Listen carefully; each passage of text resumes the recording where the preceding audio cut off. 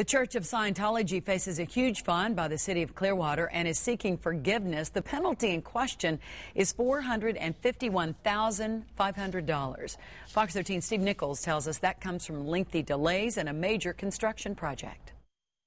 For more than a decade, downtown Clearwater visitors have wondered exactly what this massive, still incomplete building is supposed to be. A 300,000 square foot new flag mecca.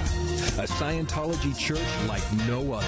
Whenever it does open, this will be Scientology's highest education center, hosting parishioners from around the world.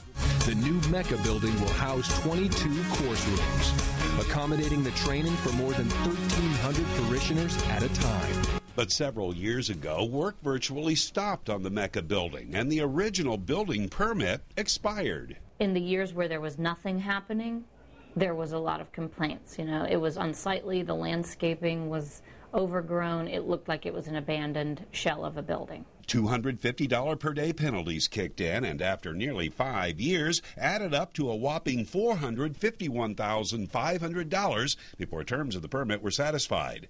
Now the church is asking Clearwater's Municipal Code Enforcement Board to reduce that penalty. We asked the church why its penalty should be forgiven. A written response points out the organization has redeveloped other downtown properties, and we are now following the standard procedure in addressing the issue the city brought to the Code Enforcement Board. Out on the street, people say, don't leave it. I mean, they're just like anybody else, aren't they?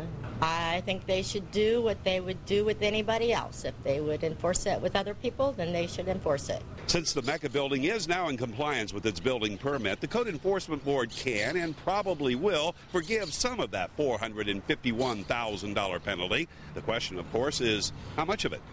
In Clearwater, Steve Nichols, Fox 13 News. The Church of Scientology has not set an opening date for its Mecca building. Interior work is still underway.